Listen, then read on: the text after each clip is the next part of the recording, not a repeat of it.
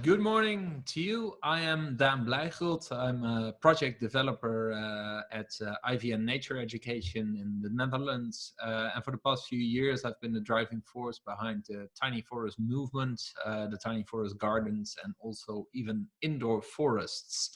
The other thing I'd like to share about myself is that I love to draw. So you'll see some of my own visuals in this presentation. But today is all about tiny forests. Uh, so this is my dream for every local community in the world, and especially in urbanized areas, to have their very own tiny forest. But before we get into how we connect young people by planting tiny forests, I want to talk to you about why it is important that we connect young people to nature, why this is essential. And I will start with a little drawing of my favorite cartoon character, very simple, simplified, but this is Obelix of the cartoon Asterix and Obelix. He's one of my favorite characters of all time. As a baby, he fell into a cauldron full of magic potion. Because he was immersed in this magic potion, he had superhuman strength for the rest of his life. He could defeat a legion of the Roman army by himself, single-handedly. And that was because he was immersed in a magic potion in early childhood. And why do I tell you this story? And that is because nature acts in the very same way as the magic potion of the druid of the village does. Because kids who are immersed in nature at a young age, who spend a lot of time in nature, who grow up near forests, the ocean, or whatever nature type you like, they are healthier, they're more creative, and they are happier adults than adults who grow up without nature. And there's a growing body of nature that shows the health effects, the happiness effects, and the creativity effects of nature. So to me, it's very essential that we immerse young people in nature, especially because we are living in an increasingly urbanized world. And I want to illustrate that point by showing you two maps of the Netherlands, the country where I live in. The Netherlands is the second most densely populated country in Europe. Malta is the first. And at the left hand, you can see a map of the Netherlands in 1900. At the right hand side, you can see a map of the Netherlands in 2010. The darker the shade of blue gets, the more people that are packed together in a square meter. And as you can see, we have heavily urbanized in the past century. Right now, 2/3 of the population of Holland live on 14% of our surface. So we are densely populated, but we use only very little patch of our land to live on. And an increasing amount of people worldwide is growing up in cities. More than half of the world's population lives in cities. And the UN expects this percentage to rise to 75% by 2050. So you could say that as humanity, we have moved to the city. And moving to the city, a city has consequences. And one of those consequences I encountered when I met these two kids, Yassine and Zineb. They live in the city of Utrecht. It's the fourth biggest city of Holland. About 500,000 people live there. And I was interviewing them about their early childhood experiences in nature. And after asking my first question, I was shocked because Yassine, the boy on the left, he had never been in nature. He had never been to a forest. He had never been to sea. He had never actually been in nature before. And I couldn't believe it because I grew up in a small village with forests all around me. but it's an increasingly big problem. And then we started talking about forests because he would love to go there. He said it would be so much fun to go there. I could hunt pigs. Oh no, I'm a Muslim, it's not a good idea to hunt pigs. Oh, but I could look for iron ore, I could look for gold. You can easily find that in the woods. uh, and then that's when it occurred to me that his entire image of nature is based upon the video game of Minecraft. Picking up ore, picking up gold, hunting pigs. That's what you do in Minecraft, not in actual forests. Um, and the odd thing was, I looked it up when I left his home, is that he lives 2 kilometers from the nearest forest, which to me isn't very far. But he had never been there. 10 years, 2 kilometers from a forest, never been there.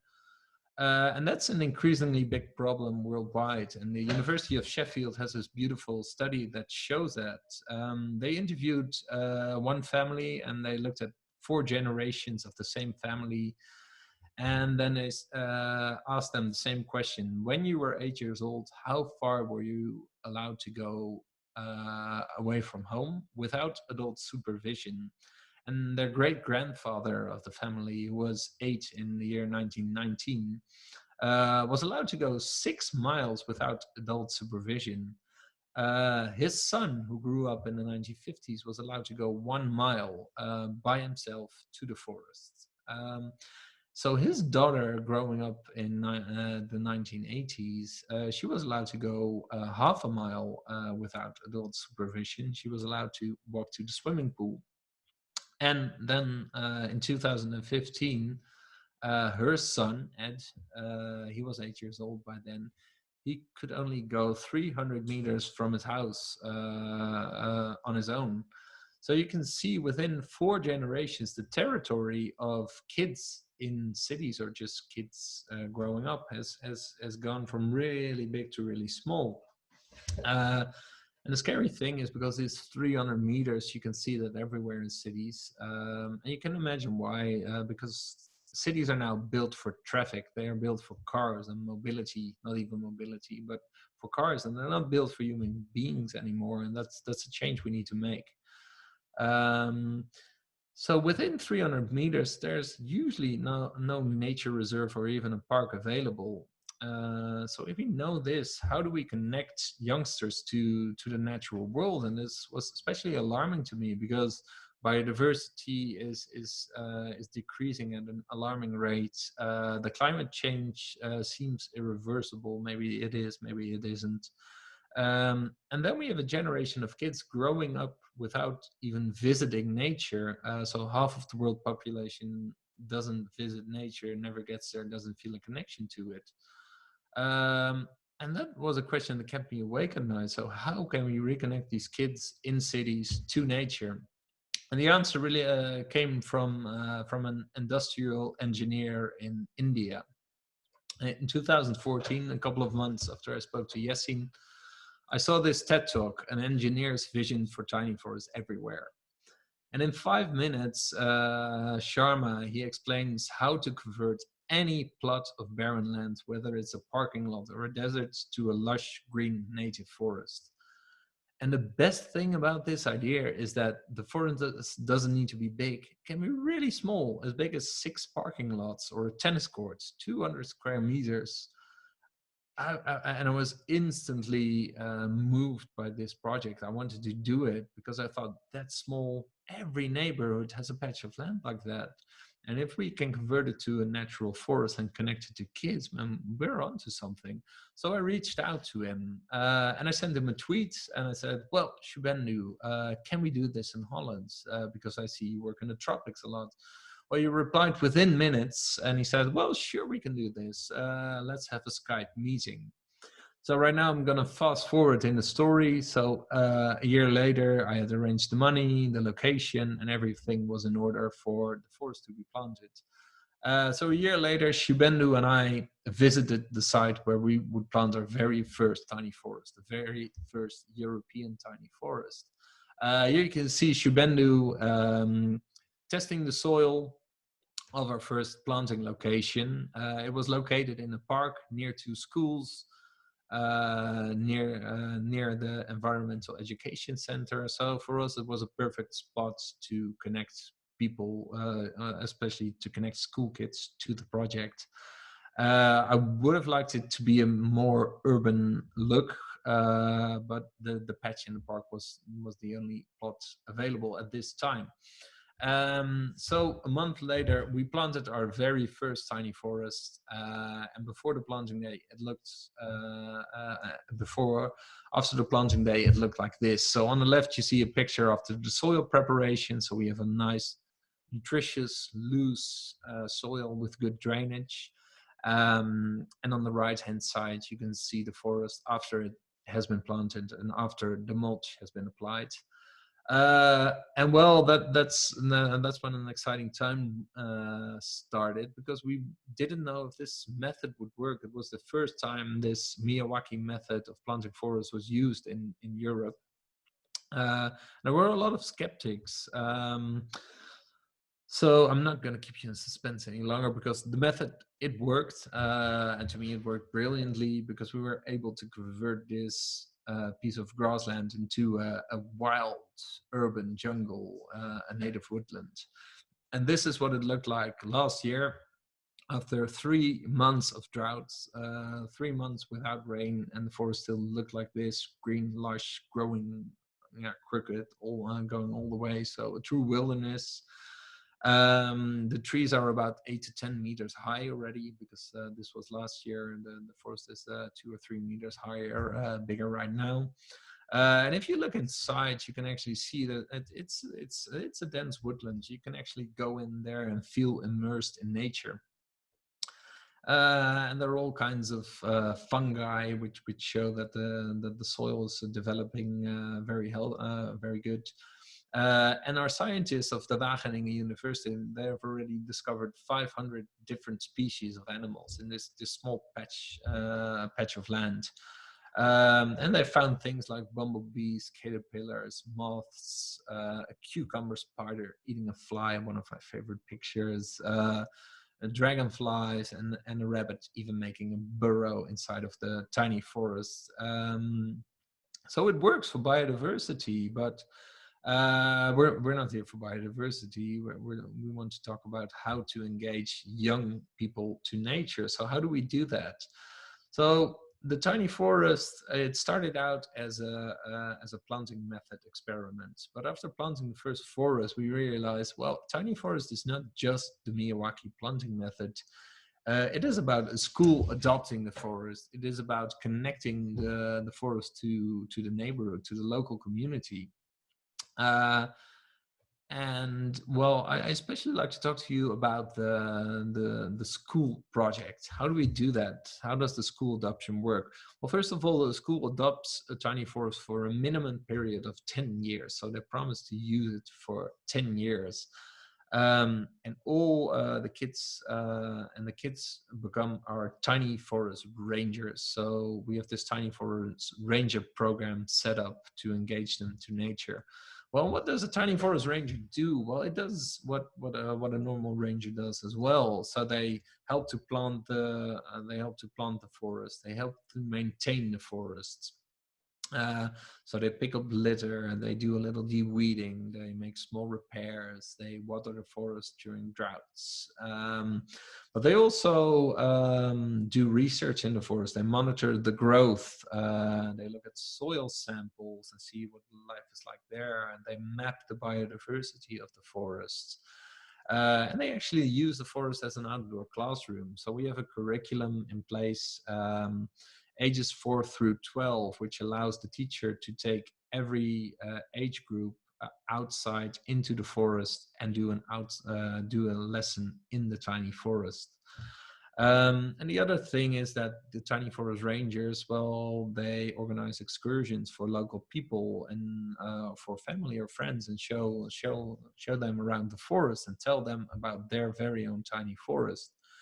And the other thing we started doing after a couple of tiny forests was to create an outdoor classroom.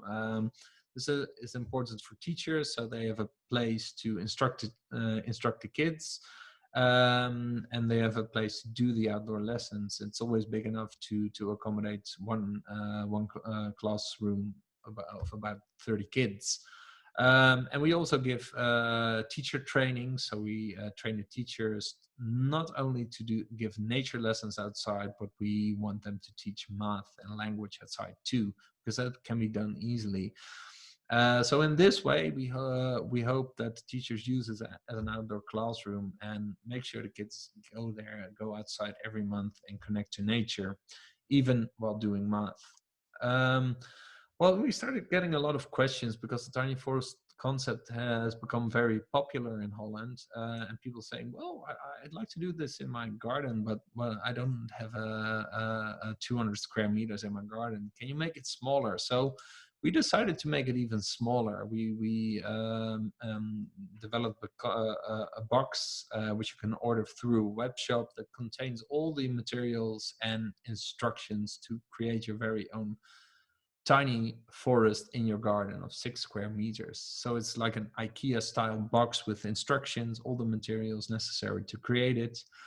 And the first year we actually sold 600 of these boxes. So very exciting that so many people are willing to plant a tiny forest garden. And here you can see a picture of my 2-year-old son watering his own tiny forest. So very proud moment for me there, and he still enjoys it. Well, the past few years, we've created 85 tiny forests in public spaces. So this is an overview, a map of Holland, in which municipalities we've planted forests. And the next few years, we will plant another 150 tiny forests in public spaces. We've already set up the funding and the partnerships for that. So in the next 2 years, we will plant 150 more. We will probably plant about 5,000 tiny forests, foreign gardens as well. So we're really starting to gain traction and to connect a lot of kids and a lot of people to nature through this project. Well, and we believe that by doing this, and that this project really has the potential to immerse an entire generation of kids growing up in cities, kids like Yassine, to immerse them in nature. And so, yeah, so we've already been working with organizations in Belgium, in the UK, and other European countries, helping them to set up a similar program. So, yeah, we believe we can, by this project, we can really help to connect young kids growing up in cities to nature. If we let them plant their own forest, let them maintain their forest, let them follow lessons in the forest, and just play and enjoy their very own tiny forest, we believe we can grow a generation of green superheroes that have been immersed in nature and that will help to restore our natural world to its former glory. So this is the way we at IVN Connect try to engage young people to nature. I'm looking forward to hearing from the other speakers and the panel about other ways to engage people. It's always good to hear from other organizations. So if you think this is a great idea, tiny forest, if you fell in love with the concept like I did 6 years ago, check out our website. We've made an international website. There's a Dutch website, and you can check out more about tiny forest. Thank you for your attention, and I hope you have a great conference from here on out. Thank you.